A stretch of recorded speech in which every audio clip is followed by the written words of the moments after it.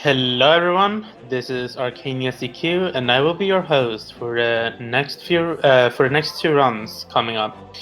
So we have Stuart Little Big Adventures coming up with any percent, which is by the BPG13, which is coming up real soon.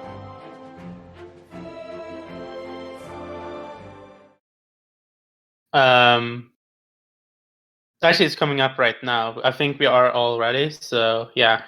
Just click here to follow Stuart's Big City Adventures. Or you could go play with George's electric trains downstairs. Right, okay.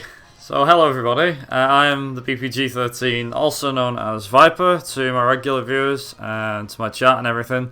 Welcome to Stuart Little Big City Adventures, released around 1997, 98, that sort of way. This actually came out alongside the original Stuart Little film. However, it was one of them games that, if you remember the 90s, there was a lot of games that was around and it was always like a little CD with a game that maybe was like 10 to 15 minutes. This was one of those games. Basically, I know Snowball's talking, but whilst he's talking, I'm going to just try and get a word in sideways with him. But I'll get the run started and we'll go from there. So this is the story mode run. It's about 7.5, 8 minutes. It can go either way. You can get it down to like 6.5, but depends on a few things here and there. But yeah, since I'm guessing we're ready on time, so if we are ready on time, I'm going to start. So time will start as soon as I click the storybook here. And yeah, we'll count down from 5, 4, 3, 2, 1, go. Okay, so All boats to your marks. as we go. Ready and...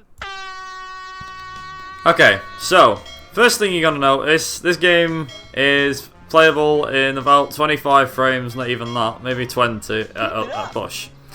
So this is actually a game that's all done via the mouse. So you won't see me use it. You don't actually need any keyboard keys or controller or anything to do it. It's all done via the mouse. And yes, the frame rate is supposed to be like this, don't worry. So the first thing you'll notice is that we're doing a boat race. Now, if you remember that during the original Stuart Little, there was a boat race that involved Stuart and George, I think it was at Central Park. There was part of the film that involved him escaping Snowball through the pantry and the other cats. There's also another one that involved him driving home and stuff like that. If you've seen the original film, basically this game is divided up into 5 levels. Let's do the first level. But long story short, it's about 5 levels and they're all taken from the film. However, like this one for example, this one is actually not part of the film, I don't recall. So this is where failing on purpose comes in. You almost got it. So what you're actually supposed to do is, because this is golf, what you're supposed to do is you're supposed to hit it, Let's give it another shot. and you putt it, and you've only got a certain amount of balls, as you can see. Now, if I fail Oh, close. deliberately, Let's try again. the game actually goes easy. Now, again, I don't know why this is, but it happens. I think another try will do it. So basically, when I run out of balls in a minute, what happens is all the obstacles, so the door on the pyramid that keeps closing, that gets stuck open. And there's also a gate on a fence thing, like on a castle, that comes down on you. That also stops as well. And on one of the holes as well, there is a windmill, Almost got it. which obviously can stop you from getting in. And Let's give it another shot. again, what it does, it just basically removes all the difficulty. Not only that, like the tracks themselves are different. Back to hole number 1. So now, because we failed a full time, we can now just power our way to the end, like this. There's 3 exits where it comes out of, and we got the good one. Nice. So if you get that one on the right hand side, it gives you a hole in one, like this. Yahoo! Hole in one. Pretty clever. What a shot. So this is kind of the RNG part of this run. It's not too bad. There's actually a few different RNG bits. So this is the first one. The second one being... Nice shot. Now just a little bit further. Yeah, the second one being you've got a... what's it called? Like a train set that comes up later. and yeah, that's the one that you need to keep an eye on. Also, that was very close. Hopefully I don't knock it into the actual water, that would be close. Okay, please go in the hole. There we go. Nice. So yeah, like I said, it's a fairly straightforward game, and we only found out that this can actually make things a bit easier by doing this. Now we just put it in the hole. Also, not my best round of golf ever, but not bad. Could be better. I need to get on the driving range again. So that is the golf one done.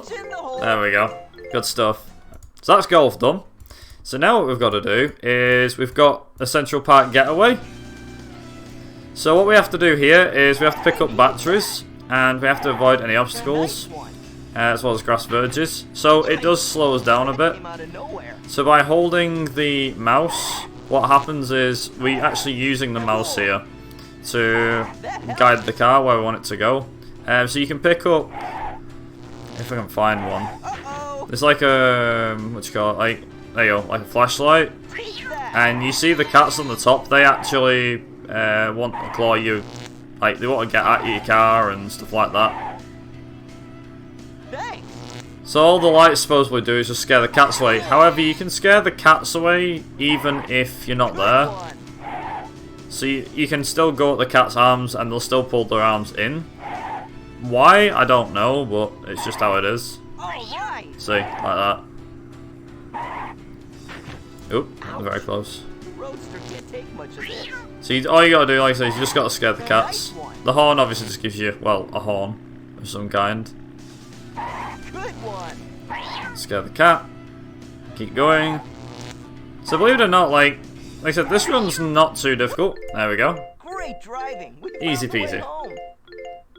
You have to wait till this time thing comes down at the bottom. Alright, okay, so this is the pantry chase. This is a bit tricky. To do it fast, there's a certain pattern that we want to follow on these things, and we want to get them as soon as, like that. So this dishwasher will start spurting water. So ideally, what we want to do is wait here, and then walk towards this, like that. Now comes the one involving the jumping. Okay, so what we have to do here, you have to jump on the sponges. And what we want to make sure we do here is make sure we don't fall off. Like that. There we go. Okay, good stuff. Click to make Stuart jump onto the so ideally what you want to do here is do this. And just jump onto the cutlery. Now I could keep clicking and stuff like that if I wanted to. Like that. There we go.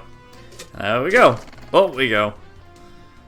Move Stuart up the shelves to get to the top. But watch out for the crackers. Jumping, Click keep jumping. To make Stuart jump over them.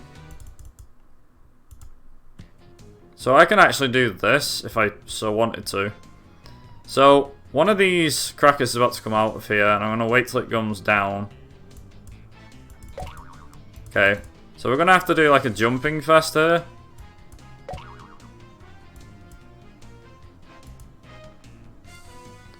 I have to be very careful here, because as soon as them crackers start spawning, oh god, like that.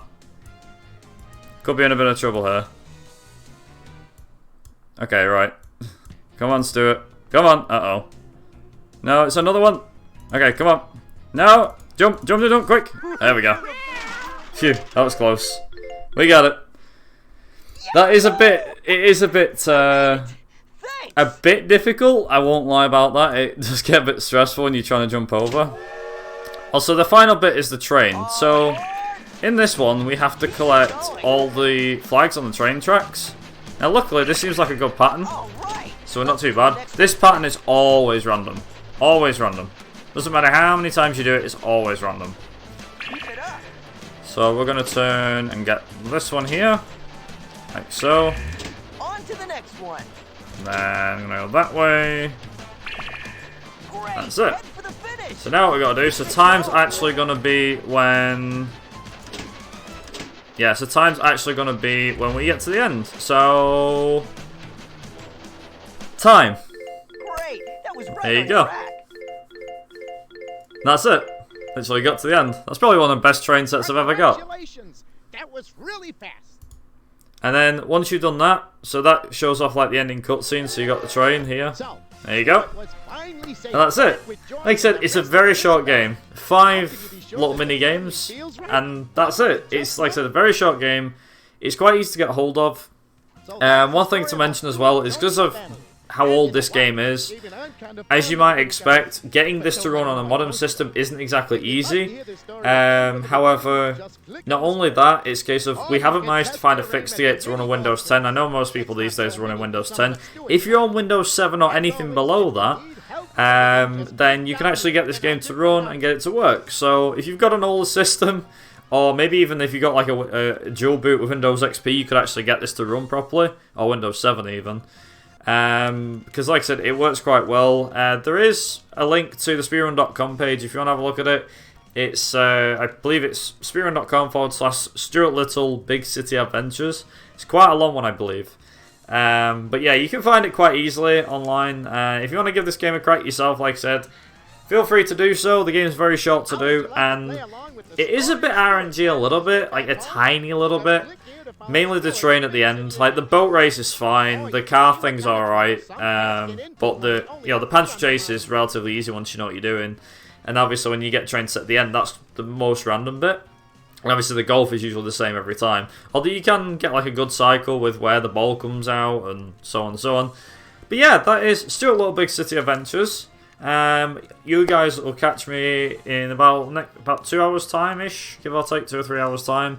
Well, I'll be taking on the hosting shift, so I will see you guys very, very shortly, in about an hour or so, and yeah, enjoy the rest of the marathon. How would you like to play along with the story of Stuart?